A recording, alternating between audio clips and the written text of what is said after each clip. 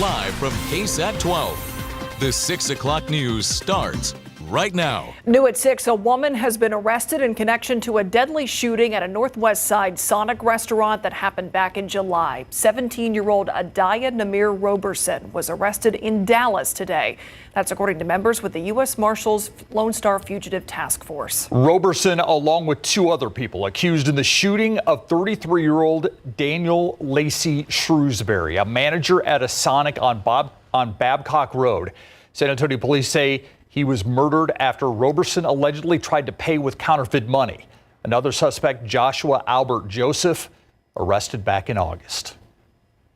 San Antonio's police chief called it a terrible tragedy, but will the shooting death of a baby lead to criminal charges? Police say that baby's sibling, a toddler, accidentally fired that gun yesterday. Katrina Weber tells us what they have to say about the idea of holding an adult accountable in this case. Beyond the crime scene tape were images no one wants to see, an 11-month-old baby dead from a gunshot wound. When it came to describing how it happened, San Antonio Police Chief William McManus did his best to sum it up in a few words. One of the 2 older children got a hold of that weapon, pulled the trigger. McManus did say the baby, identified as Kamari Lang, was with his 2- and 3-year-old siblings and a woman Monday, sitting in the parking lot at the VA hospital in the medical center. They were there for an appointment when this unexpected emergency sprung up right around noon. Police say the baby was shot with a rifle. That's what we have right now. More than 24 hours later, not much has changed. New details in this case remain scarce. We posed several questions to police about this case, including whether anyone will be facing criminal charges. They say right now they have no new information to share and that this whole thing is still under investigation.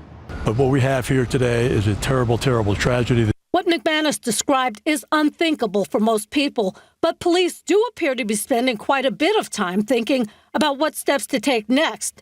They have not commented on the relationship between the children and the woman who is with them, or who owns the gun involved in ending the baby's life. Katrina Weber, KSAT 12 News. A longtime business partner of Brad Simpson, the husband of missing Suzanne Clark Simpson from Olmos Park, has been arrested on felony charges. James Val Cotter, arrested late last night, charged with tampering with evidence.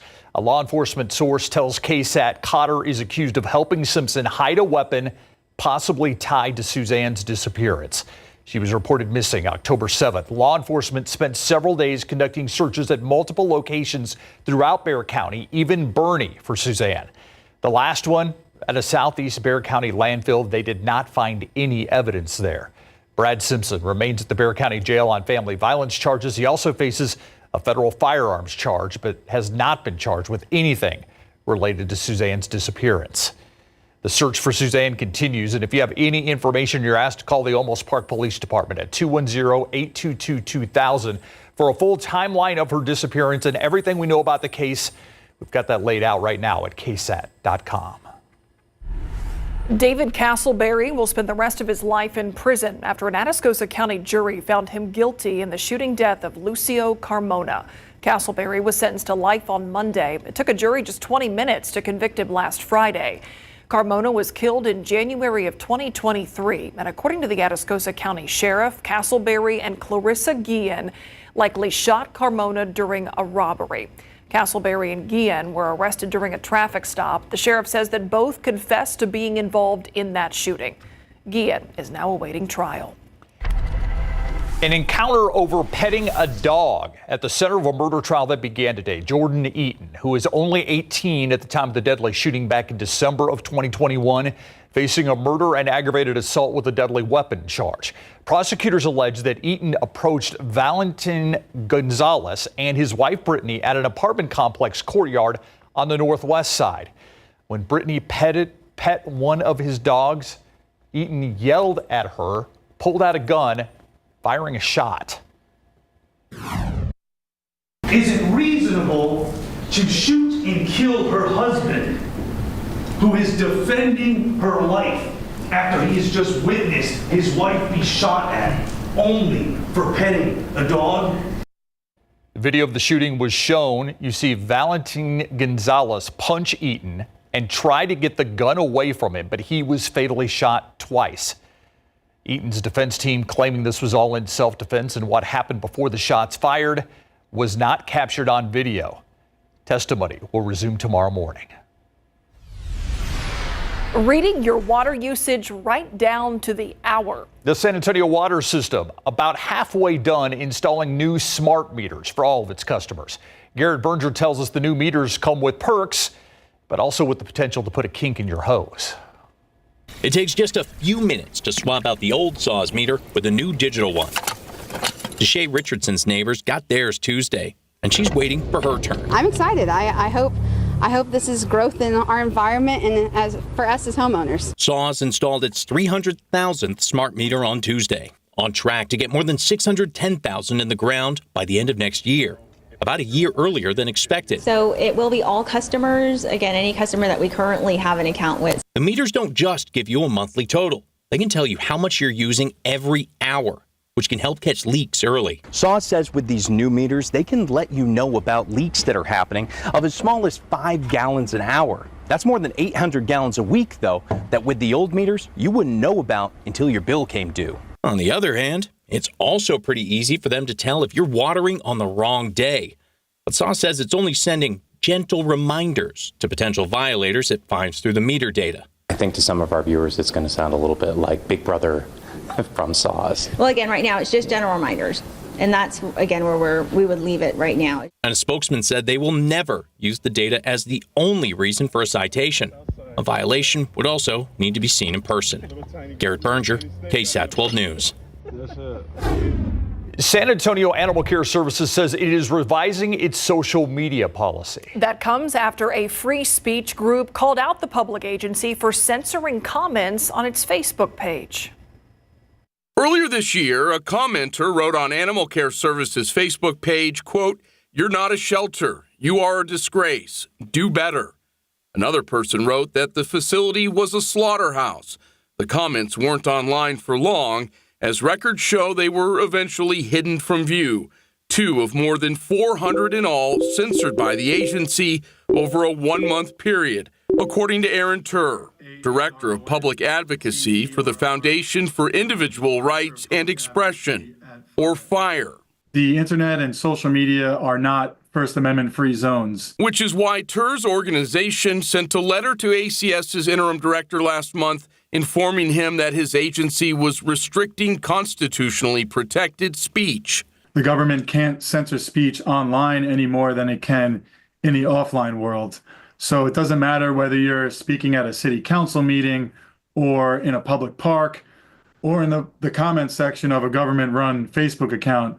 The First Amendment protects you. Case in point, the emotional victim impact statement last month from Janie Naheda, as the widow placed some of the blame for the 2023 mauling death of her husband Ramon on the ACS investigators who allowed the dogs to remain with their owners. And right now, there's somebody that should be sitting right there next to you guys, and it should be the city.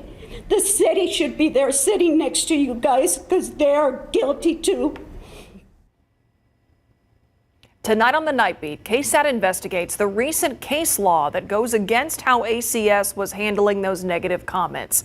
Right now, you can scan the QR code you see here to read KSAT Investigates' full story on Animal Care Services' censoring of comments. You can also find it at ksat.com. Late last night, San Antonio ISD's board approved a change to Superintendent Jaime Aquino's contract. They haven't shared exactly what that change is yet. The vote came just minutes before midnight. This comes less than a week after our KSAT Investigates team highlighted Aquino's personal development coach, a perk he negotiated into his contract. The district agreed to pay for up to 3 of that coach's trips to and from San Antonio. The district says there haven't been any expenses tied to that coach. We requested a copy of the new contract for the superintendent. We'll update you on what's changed as soon as we see it. Not many changes as far as the forecast is concerned. Adam, you're a little womp about the weather right now. I'm feeling like you're stuck in a weather rut. It is. It's a weather rut because it's just a very uninspiring weather pattern. We look to the sky, look to the weather maps for some inspiration and something, changes this and that. And it's just uninspiring. But, we get into these weather ruts periodically around here. We're used to it. It's just we don't anticipate it in mid to late October when we typically see a little more action and movement of the air masses, especially the cooler air southward. Now, today we were 86. That's 6 degrees above average. And notice that record high, 91. We'll get close to 90 in the days ahead, but I think we'll be just under record territory.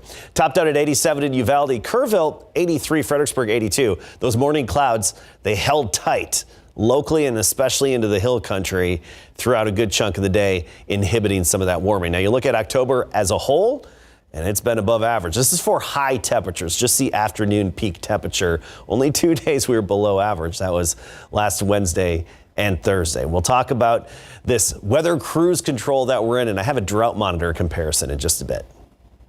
All right, thank you, Adam. This is something you don't want to see at rush hour. At least one vehicle off to the side of the road. Presumably it's broken down. You can see traffic way slow at I-10 at Probant, just south of downtown. Again, we check at 10 at the Y. Much different picture, but like we said, 10 at Probant, slow down because of a stalled vehicle off to the side of the road.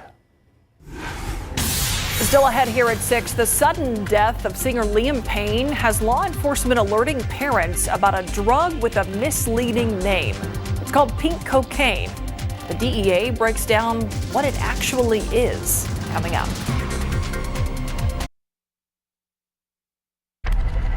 I'm Dylan Collier on the Night Beat. Censorship at the city level. Animal Care Services announcing changes to its social media policy after being called out for hiding hundreds of Facebook comments. The drug pink cocaine getting a lot of attention following Liam Payne's toxicology report. That report said Payne had the drug in his system when he fell to his death at a hotel in Buenos Aires last week. Now the question, what is the drug and what's in it, is being asked by many.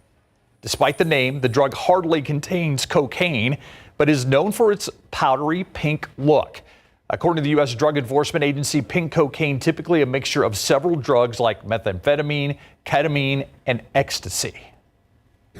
What people do when they're on the drug, right? Anything that causes you to be detached from reality and agitated or excited, and also has psychedelic effects. We're going to see behavior from people that's just not safe, and they don't know what they're doing is not safe. Pink cocaine, also known as 2C, the makers of it dye the mixture, sometimes give it a strawberry aroma that can make it more enticing for people to use. Let's turn to the forecast now. Take a look outside with live cam. Saw some clouds out there. That was something new and different. You're right, Myra. We got to find something to inspire you. Wherever we can in this find forecast. Them. Yeah. I appreciate this teamwork and this brainstorming session, right? And this group therapy session for me in a way. It's good. I've decided, you know what? This is good thermometer making weather. Let's be honest, right? Good thermometer making weather. So we're just going to tackle those ornaments because that season's coming up. I know, hard to believe. Hopefully we'll cool off by then. Okay, let's get right to our number, our dreaded number. Now we're at 46 consecutive days without measurable rain at San Antonio International Airport. The longest stretch was 63 days in a row back in 1993. I mean, that's 2 months straight. So right now, we're still looking dry. Unfortunately, look at the generalized rainfall potential and all across the lower 48. Really not much action because of this stagnant, just basic and really just subtle weather pattern that we're in with a generalized west to east flow across the U.S. Now, we will have, I think, some showers closer to and along the Gulf Coast Friday and into the weekend, just like last weekend, and a bit of activity offshore as well. That's because of a weak upper level low, but nothing that's going to make it to our neck of the woods. Across the state, 55% of Texas considered in drought. West Texas, deep drought there. North Texas along the Red River, even stretching into Oklahoma. And of course, right here in the hill country and around San Antonio. Now, I'm going to go back to about 5 weeks ago. Okay, here we go. 3, 2, 1. It was a much better picture, wasn't it? We were able to briefly get rid of the extreme drought in the hill country, and a good chunk of San Antonio was just considered abnormally dry.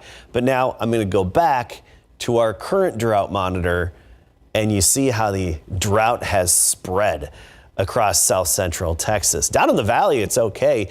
Basically from Laredo to Brownsville to Corpus Christi, that whole area, they're doing just fine. So here's our weather pattern right now. Notice how the wind flow is generally west to east. There's a little dip here up in the Midwest, but it's generally west to east. That's the zonal flow. That means there's no real movement of air masses north and south. And what we look for, the movement of air masses, is that cooler air southward. We need the dips in the upper level flow to pull that cooler air southward. We're gonna have a weak upper level low Friday into the weekend. Again, a few coastal showers. And then next week, the weather pattern will shift a little bit. I just don't think it's going to shift much for us around here. Notice this trough, that dip in the upper flow digging into the western U.S. That's a movement of the cooler air. It'll cool down the western U.S., but around here, we've got an upper level high sitting right overhead. That's going to keep us basically high and dry, and temperatures should stay above average. Average high is 80 degrees. We're going to be closer to 90 the rest of this week and into the weekend, and we'll trim off just a few degrees as we get into next week. So no significant changes. And you look at the highs across the nation, I mean, above average, even some record challenging heat in the midsection of the country. And you don't really see the telltale signs of fall-like weather. Some cooling closer to the Canadian border, but that's it. And the generalized forecast going forward, you'll see little dips of that cooler air across the northern tier of the country, but that's it. And that's about as far south as it gets. It doesn't get really down here into our neck of the woods. We did have a cold front last week. That felt good. Unfortunately, we don't have one yet within the foreseeable future. Cloudy morning tomorrow. This is going to be a trend. The low gray clouds early, giving way to afternoon sunshine. At sunrise, we're 67, 82 at noon, right near 90, the high in that southeasterly wind at 5 to 10. And you'll notice the humidity and mugginess at night and through the morning hours as well. Tomorrow, we'll be right near 90 across the board, some upper 80s for the most part. And then we really don't see a whole lot of temperature changes, just trimming off a few degrees as we get into next week. And, you know, we've been talking about that potential of maybe a Halloween week cool front, losing confidence in that even making it this far south. Even if it did, it wouldn't change much. I'm just thinking of the kids in the Chewbacca costumes and what they're going to have to go through when it's 89 degrees out there. Thanks, Adam. All right, so the Spurs. Thank you, Adam. The Spurs open up on Thursday, but the NBA opens up tonight. So for longtime veterans, do they still get the butterflies? Oh, yeah, I'm sure. I mean, they talked about it today. The Spurs, even Coach Pop said he's always excited this time of year. And I know a lot of Spurs fans are wondering how much Chris Paul is going to play. He talks about that entering year 20 in the NBA. Plus, there's no question in Austin who the Longhorns QB1 is. Also talking UTSA football when we come back.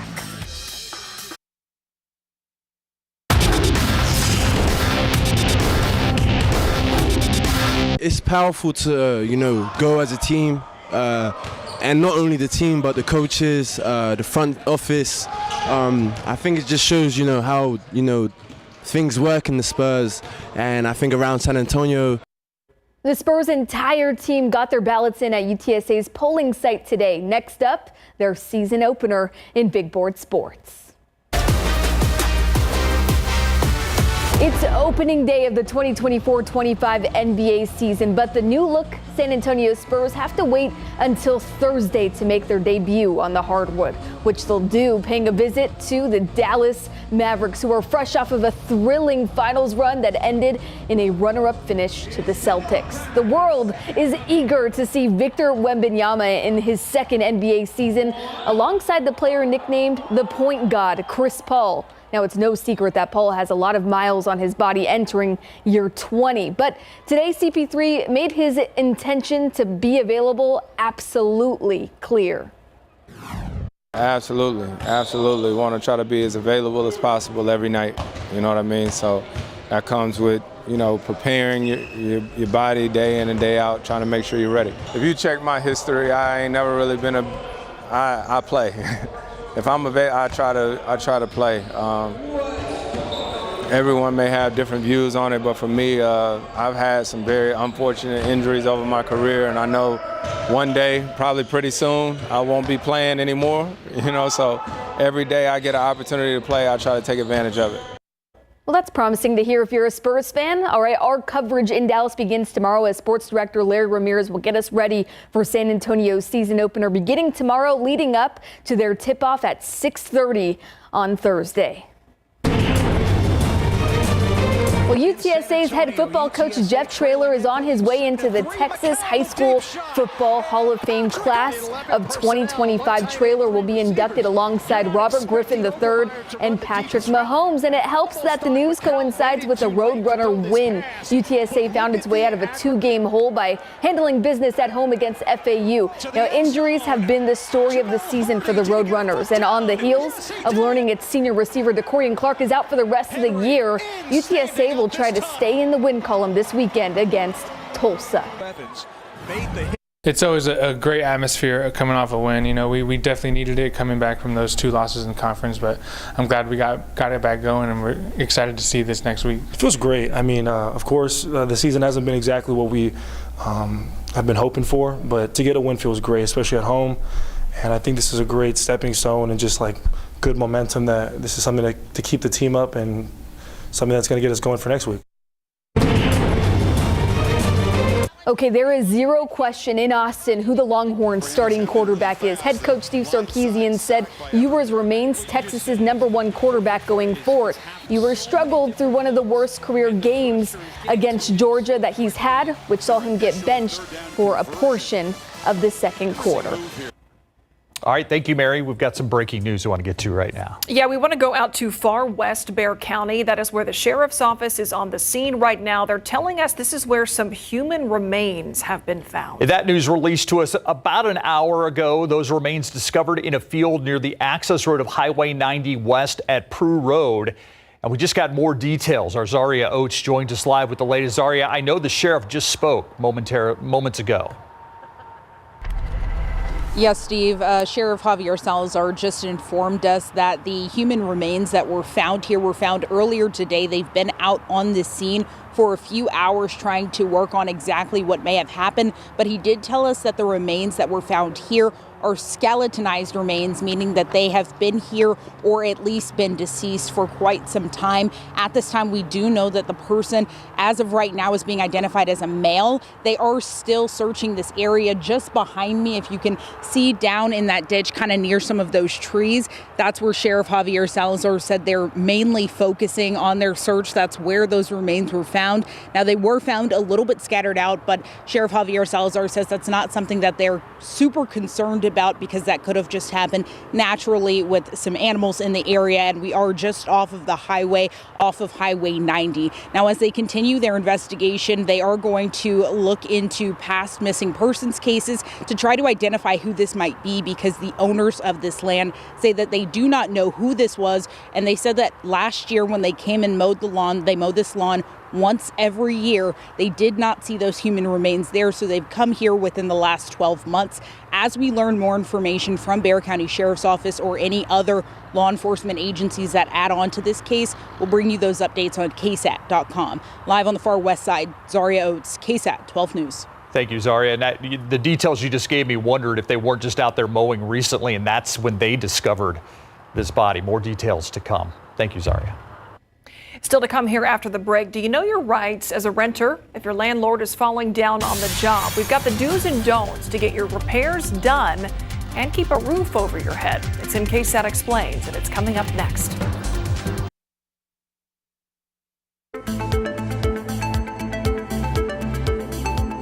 Frustrated renters call and write to us here at KSAT often, trying to figure out what to do when their landlords won't fix a problem they have to live with. So we put together this KSAT Explains to act as a resource for anyone who's in that position. What help is available to make things right? Here's KSAT Explains.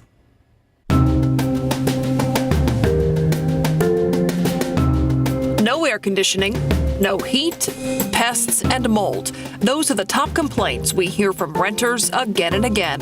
And a big part of that complaint is that nobody's doing anything to fix it. Who do you talk to? Say you live in a large apartment complex. The person you talk to on Tuesday about who can make this repair isn't the person you talk to on Friday when you try to follow up and try to confirm when someone might be coming out. My name is Greg Zlotnick. I am the visiting clinical assistant professor for the Consumer Protection Clinic here at St. Mary's University School of Law. St. Mary's Law School runs a housing hotline, 210-570-6135. Renters can call to get advice on the problems they're dealing with in their home or apartment, and the help is free. When we get those calls, we try to walk people through what the law says in Texas, what some of the guarantees under the Texas Property Code are for tenants, what some of the responsibilities are for them in terms of how to provide that notice, and what steps can be taken at what time. Renters can also get free help through the city. They have the right to live in a safe space. Vanessa Jimenez. I am the Housing Access and Stability Administrator for the Neighborhood and Housing Services Department with the City of San Antonio. This city department provides tenant-landlord mediation. So if there's a tenant that needs information on, well, how do I read my lease? Can I break my lease? They could come to us and we could help. That mediation doesn't mean an uncomfortable face-to-face meeting with your landlord who refuses to fix things. Instead, we'll get the information from the tenant, provide me with your landlord information. Do I have permission to contact your landlord and talk with them? Provide me with your lease agreement, etc. And then it's usually mostly on the phone. The number for renters to call to get that help, 210-207-5309. Something to remember, though. We don't come with a badge. We are not code compliance. We are not going out and providing, checking on whether or not violations or et cetera have been followed up with. But this city department does share information with code enforcement if there are code issues that need fixed. The city has an online dashboard that allows you to look at how many violations apartments have and which ones the city says aren't doing enough to make repairs. It's a tool that could help you decide where to live before you sign a lease. When there's a problem with your apartment or your rental home, you need your landlord to fix it. But there are some things that you should do too. What is the biggest mistake you think tenants make when trying to make a fix happen, but really turns out to be to their own detriment? Folks stop paying their rent. You run the risk of being evicted for non-payment of rent if you stop paying your rent, even if the conditions in your apartment are substandard, even if they affect the health and safety of the folks living there. Texas law requires tenants to keep paying rent no matter the issues you're dealing with. You're much less likely to get things fixed if you fall behind. If you're behind even $50 going into that month when the repair issues start happening, catch up first. You got to catch up first. Then, in our view, you can start making those demands. And make those demands in writing. Keep a copy, whether in your email or a hard copy. Take photos that show the problem and send those to your landlord along with your written repair request. How many times should someone make that request before they take it to the next level? So 1 if by certified mail, 2 if by any other form of writing. But let's back up a second. Even before there's a problem, know what you agreed to. Be very knowledgeable of the lease agreement and ask questions. Get to know their landlords and the property managers, right? Develop that relationship. So let's say you've done all of that and you're still not getting your problem fixed. Here's what the Texas Attorney General's office says you do next. Send your landlord a written repair request by certified mail. Return receipt requested. You can do that through the post office. That way you have proof that it was received. Then wait 7 days. The law presumes that 7 days is a reasonable amount of time to at least start addressing the problem. Then, if no effort has been made to fix things, you might be entitled to break your lease, to deduct the cost of the repair from your rent, or get a court order that the repairs be made. The AG's office recommends consulting with an attorney first, though, which is where those local resources could help. We have partners, the Texas Rio Grande Legal Aid. We can point you to some of those resources and walk you step by step through the process. What about retaliation? That's so often what a tenant fears. Under law, the landlord is prohibited, not just in response to that letter right away, but for the next 6 months from taking any sort of retaliatory action against you. So we get a protective window around you. That's just after a written complaint is received. Texas law in general prohibits retaliation against renters if they're abiding by their lease and laws, which themselves can be confusing. A big reason why help is available. They've entered into a contract. They would like to be made right.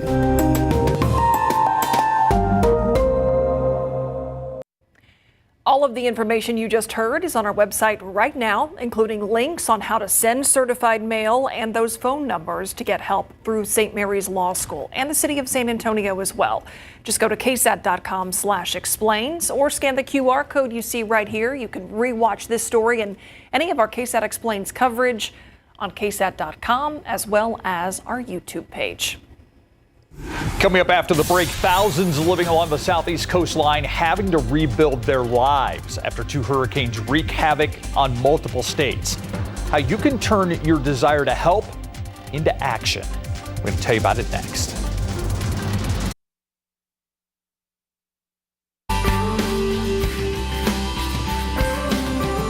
Back-to-back hurricanes hit the southeast, forcing thousands of people to lose their homes and their livelihoods. You've seen these pictures, but there's something you can do to help. All you have to do is pick up the phone right now and donate your time or your money.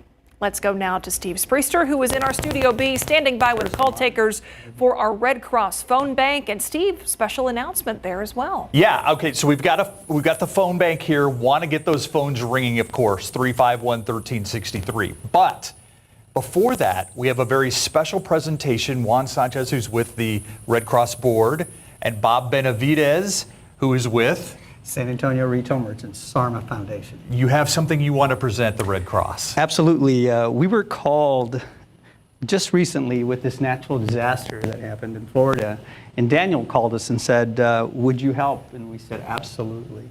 Bring that check over here. If you can lift it. You need help? Oh, yeah. It's $50,000, Steve. Yes. Yeah.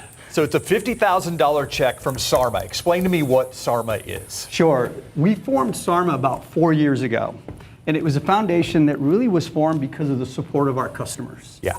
We have a credit reporting agency here in San Antonio that was established in 1907. So we're a staple here in San Antonio. We have concentration of customers here as well as in Florida. So when this happened, we said we really got to return back to the community in where our customers reside. Yeah. So that's why we really got behind this effort when Daniel called us about these natural disasters in Florida. Yeah. Juan, talk about this money. How important is this and this phone bank? Oh, this is very important. Right now, what we're trying to do is support the Red Cross's mission by bringing in funds, trying to raise funds so we can provide shelter to people and also supplies, meals. That's not short-term, it's long-term. It's going to be something that lasts a while. So we're just trying to be out here and support the mission so we can give people some support. Yeah, and there's so many people out there when you see something happen like the hurricanes that hit the East Coast, you wonder, what can I do to help? This is one concrete thing. Thank you, Bob. But also you can call the number 210-351-1363. Myra? All right, thank you, Steve. Now, if you're looking for a way to help, again, you still have that opportunity right now. Our KSAT Community Phone Bank is going on, and volunteers are answering those phones throughout the evening tonight. You can also scan the QR code here on your screen. You can donate time or money. Any amount helps families who are struggling to rebuild. The Red Cross also looking for volunteers as well. This phone bank has already raised almost $4,000. And we've recruited 37 volunteers today. That number to call, it's right here, 210-351-1363 until 10 o'clock tonight. Let's take a look outside with live cam. Meantime, we've got the sun setting. And what other interesting things can we talk about in this forecast, Adam? So much. So much? Cruise control, right? Cruise control. the words of this weather pattern. 86 our high today. The average is 80. We're going to stay above average for the foreseeable future. 85 right now, dew point of 63. So we feel a hint of mugginess in the air. Converse right now at 84, along with Hondo, Pleasanton, 84, Canyon Lake right now at 82. By the way, we're going to take a look at the area reservoir levels and where they are coming up in just a bit. So since we're kind of in that copy-paste pattern here at home, Adam is expanding his view. Yeah, he's going to talk tropics. We're talking tropics, baby. That's what we are. And, you know, we did have Oscar basically hit Cuba. It was a tropical storm yesterday. Now it has completely dissipated, and there's really nothing left of it. Let's get to the maps, and you'll see the cluster of thunderstorms left over. See, north of the Dominican Republic, just south of Cuba there. It's not an organized system anymore, just the remnants of what was once Oscar. And we had weak Nadine hit the Yucatan Peninsula over the weekend as well. That was very briefly a tropical storm. And you look farther to the east, nothing out there. And keep in mind, this time of year, we typically see the tropical activity really start to fall off. The peak is September 10th, the peak of the hurricane season. Atlantic Basin, of course, which includes Gulf of Mexico. But notice we're now right here nearing the tail end of the season. Doesn't mean that storms, can't still form. It's just, typically we don't see as much activity. We could use the remnants of a tropical system to bring us some good rain. Canyon Lake at an all-time low. Right now it's just over half full, 53.1%. That's 26.2 feet below the conservation pool. And you see, unfortunately, that minus sign across most of the reservoirs when you compare them to the conservation pool. Dew points, for the most part, lower 60s right now. Dew points will be rising at night, and you'll feel some mugginess at sunrise. This is going to be the case every day going forward. Morning mugginess, but by the afternoon, we get rid of those morning clouds. The sun warms us up, and we have some mixing in the air. And the afternoon dew points are in the pleasant category in the 50s. But that morning humidity, along with that flow off the Gulf of Mexico, will both combine to help bring us some of those low gray clouds in the morning. Overall rainfall potential, pretty bleak for the Lone Star State and other parts of the nation, really. Lower 48 here, not showing very much because of the just basic and quiet weather pattern that we happen to be in. I do expect some showers along the Gulf Coast Friday through the weekend. Just like last weekend, we'll have a little upper level system giving them a little bit of shower activity. But right now we're mostly under the influence of this weak upper level high. Notice with our pattern, there's no big deep trough or dip in the upper level flow. We usually start to see more of those this time of year, and there will be one into next week. It just looks like it's going to be mostly impacting the western U.S. and then skirting off to the north of us. But at least we're seeing a little sign of some change for early next week. Not necessarily here, I'm just saying big picture across the maps. Rainfall, we're below average by more than 5 inches year to date. Tomorrow morning, low clouds at sunrise, 67, then 82 at noon, then a sunny 89 for the high temperature, making it to 90 in Victoria, 90 Eagle Pass and Del Rio tomorrow, topping out at 92. From there on, it's cruise control, copy-paste pattern. What is it? Control-C? Command-C, Command-V. Depends on what you use. The old Commodore. That's what it is, probably. We'll be right back. We're going to talk about Halloween Swifties in the buzz. Ooh. In the buzz today, some big Swifties in Indianapolis are taking their love for Taylor Swift and Halloween to a spooky level. Yeah, check out their Fira's Tour house display. If you didn't get it, it's a play on the Swift Eras Tour. I gotcha. The display has a skeleton for each of her albums. The couple that created the tribute says they started planning this display back in August. Well, apparently they weren't the only ones who liked their spooky creation. They say a thief stole 5 of the skeletons last week, but they turned back up without their clothes. Well, Taylor Swift is known for her wardrobe changes, so the couple plans to just dress them up again. They say they do plan to add security cameras. Swift's upcoming concert in Indianapolis is in November. From talking about bones to Talking about barbecue, Kansas City, Missouri, set to be the home of what's been called the first barbecue museum.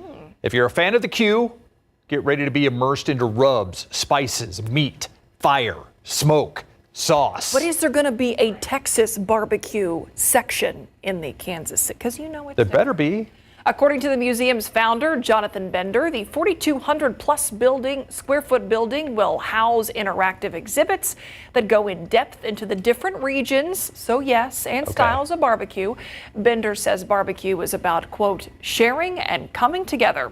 The Museum of Barbecue is set to open in the spring of next year. Because, you know, Kansas City barbecue, very different from Texas barbecue, very different from Memphis barbecue. So, you know. Yep.